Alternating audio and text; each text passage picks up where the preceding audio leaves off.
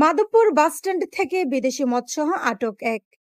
মাধবপুর হবিগঞ্জ প্রতিনিধির ভিডিও চিত্রে বিস্তারিত। হবিগঞ্জের মাধবপুর বাসস্ট্যান্ড এলাকায় অভিযান চালিয়ে 90 বোতল বিদেশি মদসহ এক মাদক কারবারিকে আটক করেছে মাধবপুর থানা পুলিশ।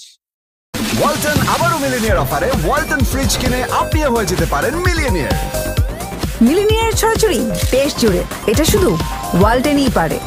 6 আগস্ট বুধবার দুপুরে গোপন সংবাদের ভিত্তিতে মাধবপুর থানার পুলিশ পরিদর্শক তদন্ত কবির হোসেনের নেতৃত্বে পুলিশের একটি দল অভিযান চালায়।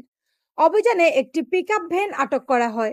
তল্লাশি চালিয়ে বিশেষ কৌশলে লুকানো অবস্থায় 90 বোতল বিদেশি মদ উদ্ধার করা হয়। মদসহ আটককৃত ব্যক্তি হল সিলেট জেলার গোয়াইনঘাট উপজেলার নোয়ামাটি গ্রামের সিরাজ উদ্দিনের পুত্র নজির উদ্দিন। মাদক পরিবহনে ব্যবহৃত পিকআপ ভ্যানটিও জব্দ করা হয়েছে। মাধবপুর থানার ওসি শহীদুল্লাহ জানান, মাদকদ্রব্য নিয়ন্ত্রণ আইনে আটককৃতের বিরুদ্ধে মামলা দায়ের করা হয়েছে।